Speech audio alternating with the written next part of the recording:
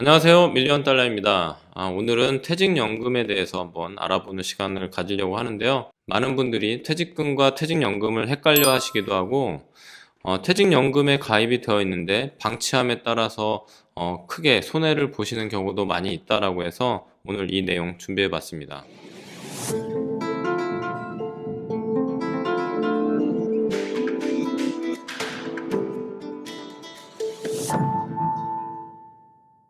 두 사람이 있습니다. 김 부장과 이 부장이 있는데요. 입사와 퇴사가 같다라고 가정을 하는 일종의 이제 예시를 한번 들어볼 텐데요. 김 부장은 1991년, 이 부장도 마찬가지로 1991년에 입사를 하였고, 퇴사도 마찬가지로 같은 해인 2021년에 퇴사를 하였습니다. 이 경우에 김 부장이 받은 퇴직금은 1억 5천이었고, 이 부장이 받은 퇴직금은 3억이 되었습니다. 두 배 차이가 났는데요. 어떻게 하면은 이런 경우가 생길 수 있는지 다음 내용을 함께 보시도록 하겠습니다. 한경에서 나온 기사인데요. 퇴직연금 수익률에 희비가 엇갈렸다라는 내용으로 안정형은 1.68%의 수익률을 내는 반면에 공격형은 10.67%의 수익률을 보이고 있다라는 내용을 볼 수가 있습니다. 좀 더 자세히 보게 되면 포괄 운용 지시에 따라서 연 0.97%의 정기예금에 36만 원을 투자하겠다는 내용이었다라고 하는데요. 몇 년째 비슷한 메시지가 계속 왔는데 신경 쓰지 않았다라는 거죠. 그러다 보니까 수익률이 낮게 형성이 되면서 이제 소중하게 납입되고 있는 퇴직연금이 수익을 못 내고 묵혀지는 돈이 되는 그런 상황이 될 수밖에 없었습니다. 좀 더 자세히 보게 되면 퇴직연금의 평균 수익률은 2.58%에 해당한다라고 합니다. 실적 배당형은 10.67%였지만 원리금 보장형은 1.68%에 그치는 그런 사례를 나타내고 있습니다. 이런 경우는 단순하게 이제 이 두 사람의 이야기가 아니라 우리나라에 지금 퇴직연금에 가입되어 있는 대부분의 사람들의 해당이 되는 내용입니다. 오늘 이 내용을 좀 더 자세하게 여러분께 설명드리려고 합니다. 먼저 퇴직연금에 대해서 여러분들이 이해를 하시려면 퇴직금 제도에 대해서 좀 이해를 하실 필요가 있는데요.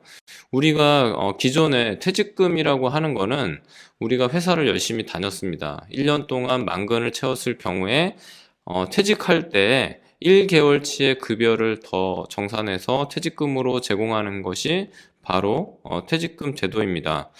2년을 근무하였다라고 하게 되면 두 달치의 급여를 제공해 주는 게 바로 이 퇴직금 제도입니다. 그러면은 이제 실질적으로 퇴직금을 구하는 공식이 어떻게 되냐면 퇴직 시에 평균 3개월의 평균 급여를 계산해서 곱하기 근속 연수를 하게 돼서 나온 그 금액을 갖다가 저희는 퇴직금이라고 이야기를 합니다. 이러다 보니까 이제 퇴직금에는 두 가지의 큰 문제가 있는데요. 첫 번째는 내가 근무하고 있는 회사가 잘 다니고 있더라도 이제 망하는 경우에 해당하는 근로자가 퇴직금을 못 받고 퇴사해야 되는 경우들이 상당히 많이 있는 것을 볼 수가 있습니다. 실질적으로 법인에서는 퇴직금을 이제 부채로 인식을 하고 어딘가에 쌓아두는 회사도 있지만 대부분이 쌓지 않고 있는 경우가 많습니다. 그냥 어떤 직원이 퇴사하는 경우에 그 직원의 퇴직금만큼을 유동자산에서 그냥 빼주는 경우가 많이 있죠. 그러다 보니까 어떤 A라는 직원의 이름으로 퇴직금이 쌓여 있는 경우는 거의 없다라고 보시면 됩니다. 두 번째 문제는 일시금으로 받다 보니까 은퇴 이후의 삶이 이제 문제가 되고 있다라는 것은 대한민국 정부가 인식한 부분입니다. 우리나라에서 지금 추천하고 있는 은퇴 자산을 마련하는 3층 구조에 대한 부분들은 국민연금과 퇴직연금과 개인연금을 다 섞어서 은퇴 자산을 마련하라라고 가이드를 제시하고 있는데 그 중에 2층에 해당하는 부분이 바로 이제 퇴직연금입니다. 그러다 보니까 퇴직금으로 받는 경우에 이제 목돈이 들어오게 되면서 다 소멸해 버리는 경우가 많기 때문에 연금 재원으로 활용이 안 되고 있고 대부분 다 없어지는 경우가 많이 있어서 이 부분이 퇴직금 제도의 이제 문제점으로 드러나고 있습니다.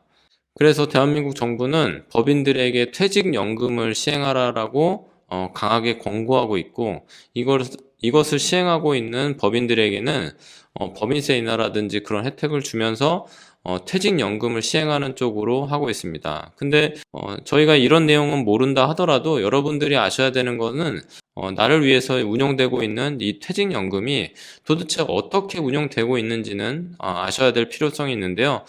그렇다 보면 퇴직연금의 종류를 여러분들이 이제 아실 필요가 있는데요. 퇴직연금은 확정급여형, DB형이라고 하는 확정급여형이 있고요. DC형이라고 하는 확정기여형이 있습니다. DB형과 DC형 이런 용어들도 아마 생소하실 텐데 제가 조금 더 자세하게 설명을 드리도록 하겠습니다. DB형이라고 하는 경우는 이제 대부분 대기업들이 많이 운영을 하고 있습니다. 기존의 퇴직금 제도와 동일한 금액을 지급하는 것을 원칙으로 하고 있고요. 퇴직연금을 운영하는 것에 있어서 모든 책임은 기업이 지고 있는 상황입니다. 그러다 보니까 기업이 이제 수익을 어느 정도 많이 내는 것보다는 좀 안정적으로 수익을 내서 퇴직하는 이제 근로자에게 퇴직연금을 퇴직금만큼 제공하는 제도가 바로 이 DB형 확정급여형 퇴직연금 구조라고 보실 수가 있습니다. 확정기여형은 반대 개념인데요. 매달 급여의 12분의 1씩을 이 근로자를 위해서 사회 적립기관에 적립을 하게 됩니다. 대부분이 은행이나 증권사가 되는 경우가 많이 있는데요. 요즘에는 이제 보험사도 많이 운용을 하고 있습니다. 그런 경우에 12분의 1에 해당하는 퇴직연금을 해당하는 근로자의 계정으로 입력을 해주고 있고요. DC형 계좌를 운영하고 있는 해당 근로자는 자기 연금이기 때문에 이것을 최대한 잘 활용해야 되는 어떤 필요성이 있습니다. 근데 대부분의 경우가 DC형의 계좌를 운영하는 근로자들이 많으실 텐데 자기의 이 퇴직연금이 DC형인지도 모르고 있고 누군가가 이제 운영해주고 있다라는 것으로 착각하는 경우가 굉장히 많이 있습니다. 그래서 이 영상을 보시는 대부분의 그 구독자님들께서는 내 퇴직연금이 확정기여형인 경우에는 지금이라도 한번 내용을 보시고 잘 이제 운용에 대한 부분들을 좀 신경 써 보시면 좋을 것 같습니다. 그러면은 우리가 이제 개인형 퇴직연금 계좌라고 하는 IRP라고 하는 부분들도 많이 들어보셨을 텐데요. 그러면 IRP는 뭐냐? 개인적으로 증권사를 통해서 이제 만드시는 개인형 퇴직연금 계좌가 바로 이제 IRP인데요. 그게 이제 왜 필요하냐? 요즘에는 대부분의 이제 평생 직장이 없다라고 이제 보여지는데요. 뭐 근속연수가 이제 5년이든 3년이든 이렇게 채우는 경우에 5년치에 대한 퇴직연금이 이제 있잖아요. 근데 그것을 그 개인이 바로 가져갈 수가 없습니다. 대부분 퇴직을 할 때 IRP 계좌를 갖고 오라고 합니다. 그래서 그 개인형 퇴직 계좌에다가 본인의 퇴직연금을 이전받아서 그렇게 이제 활용하는 것으로 운용이 되고 있습니다. 그래서 IRP 계좌가 아직 없다라고 하시는 경우는 내가 퇴직연금을 가입하고 있더라도 아직까지는 한 번도 이직한 적이 없다라고 이제 볼 수가 있습니다.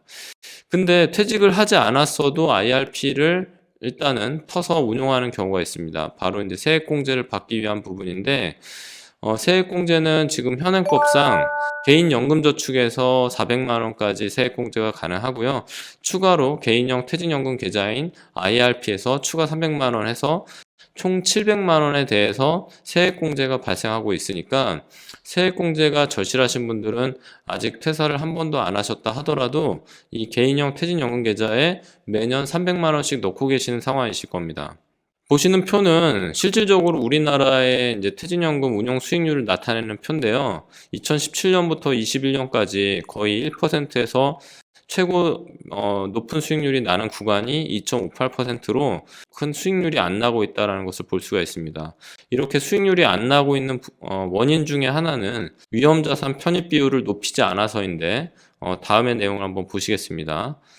다음의 내용은 이제 국민연금의 현황입니다. 우리나라에서 지금 운영되고 있는 국민연금이 이제 말도 많고 탈도 많은데 실질적으로 지금 국민연금의 어떤 연금액이 감소해서 나중에는 못 받을 것이다라는 불안감은 있습니다. 하지만 그렇다 그래서 국민연금이 운용을 잘 못하고 있는 것은 아닙니다. 표에서 보시면 아시겠지만 국민연금은 평균적으로 연 8%의 수익률로 운영을 굉장히 잘하고 있고 88년부터 21년 말까지의 내용을 보게 되면 평균 수익률 거의 7%에 해당할 정도로 꽤 높은 수익률을 보이면서 운용을 굉장히 잘하고 있는 것을 볼 수가 있습니다. 이렇게 높은 수익률을 자랑하고 있는데 국민연금의 자산 규모는 지금 현재 948조거든요. 그래서 여러분들도 아시겠지만 내가 100만 원을 가지고 10%를 내는 거는 굉장히 쉽습니다. 하지만 1억을 가지고 또는 10억을 가지고 10%의 평균 수익률을 매년 낸다라는 거는 굉장히 어려운 얘기거든요. 근데 그만큼 우리나라의 국민연금이 수익률을 잘 내고 있다. 근데 여기에서 내용을 보시면 아시겠지만 948조가 안전자산으로 운영되고 있는 것이 아닙니다. 국내 주식과 해외 주식, 해외 채권, 대체 투자 등으로 대부분의 한 70%에 해당하는 자산들이 대부분은 위험자산으로 편입되어 있다는 것을 볼 수가 있습니다.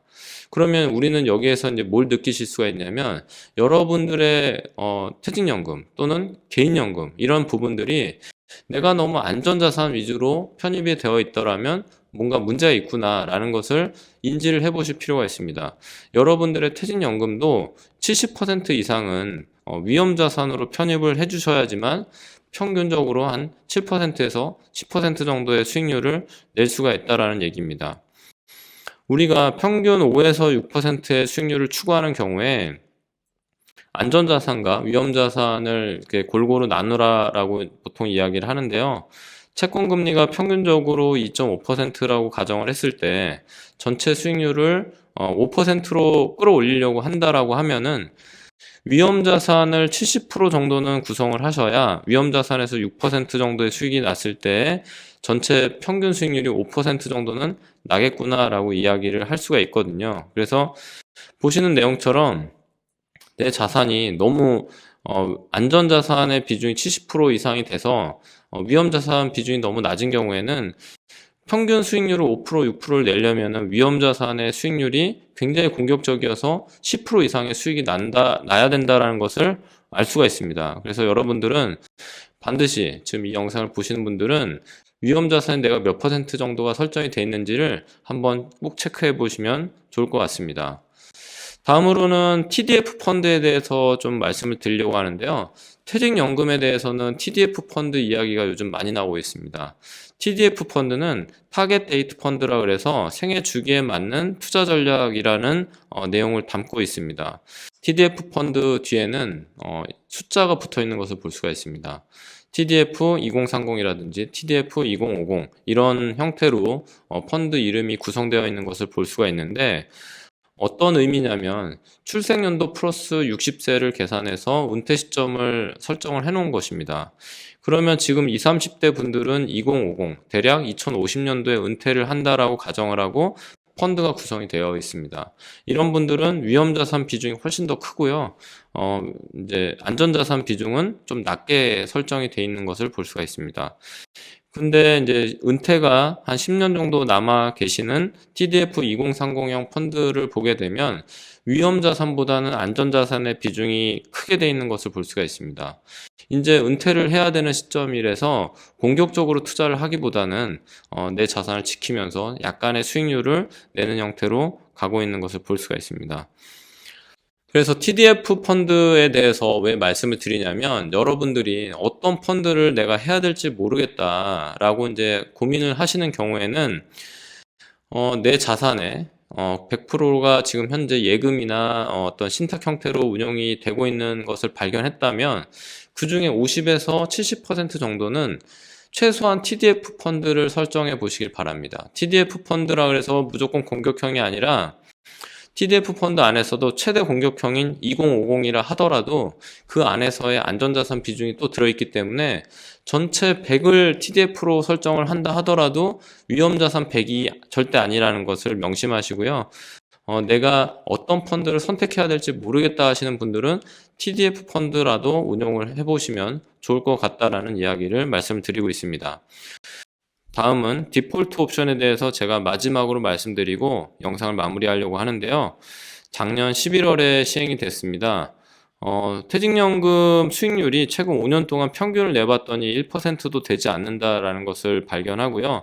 대한민국 정부가 국민들을 위해서 사전 지정 운영 제도를 도입해서 추진한 상황입니다.